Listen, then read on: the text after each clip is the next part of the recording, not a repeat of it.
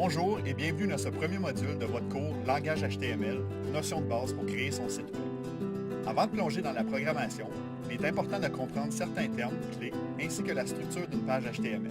Ces informations vous aideront à bien cerner la base de la programmation. Vous allez couvrir beaucoup de matériel dans ce module en commençant par une définition du HTML et des termes clés.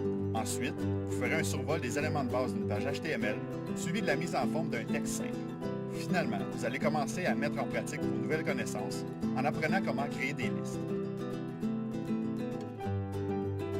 Bien que vous utilisiez tous le web dans votre vie quotidienne, vous ne connaissez peut-être pas certains acronymes ou termes liés au web et à la programmation.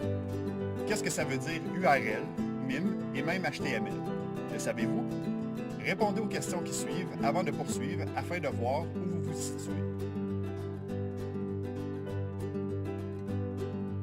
Si vous avez trouvé les bonnes réponses, vous possédez déjà certaines connaissances de base qui vous aideront tout au long du cours.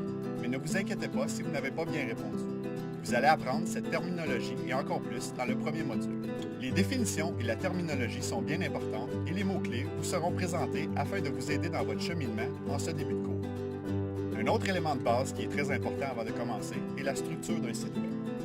Comment créer et organiser vos dossiers afin de bien faire les liens vers les images que vous voulez insérer, ou bien les documents que vous aimeriez mettre à la disposition de votre public cible, ces aspects seront couverts.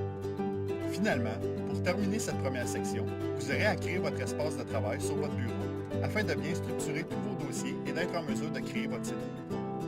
Vous pourrez tout au long du cours sauvegarder vos exercices dans ce dossier afin de ne rien perdre. Comme l'orthographe et la grammaire en français, la programmation HTML se doit de suivre une syntaxe et une structure précise pour qu'une page web soit considérée comme complète. Il y a donc certaines balises obligatoires et d'autres optionnelles que vous pouvez utiliser dans la création de votre site. Savez-vous avec laquelle vous devez commencer?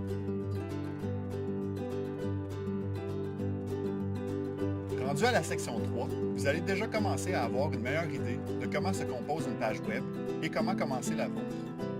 Vous allez comprendre ce qu'est une balise et son importance. Vous verrez dans cette troisième section comment mettre en place une mise en page simple en utilisant quelques balises qui vous aideront à créer des titres, des paragraphes et mettre des mots en gras ou en italique, à diviser vos pages et même à insérer des commentaires dans votre code. Tentez votre chance avec la question suivante. Connaissez-vous déjà le rôle de certaines balises? N'oubliez surtout pas que la plupart du temps, lorsqu'on ouvre une balise, il faut aussi la refermer, sinon elle ne fera pas ce que l'on veut.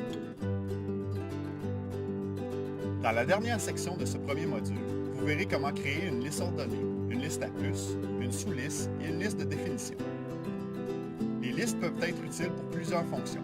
Par exemple, pour énumérer vos expériences de travail si vous créez un curriculum vitae en ligne, ou même pour énumérer les sites touristiques que vous avez visités lors d'un voyage si vous créez un site web pour montrer vos photos et vos expériences à vos amis et à votre famille. À la fin de ce premier module, vous allez déjà pouvoir commencer à programmer votre propre site web.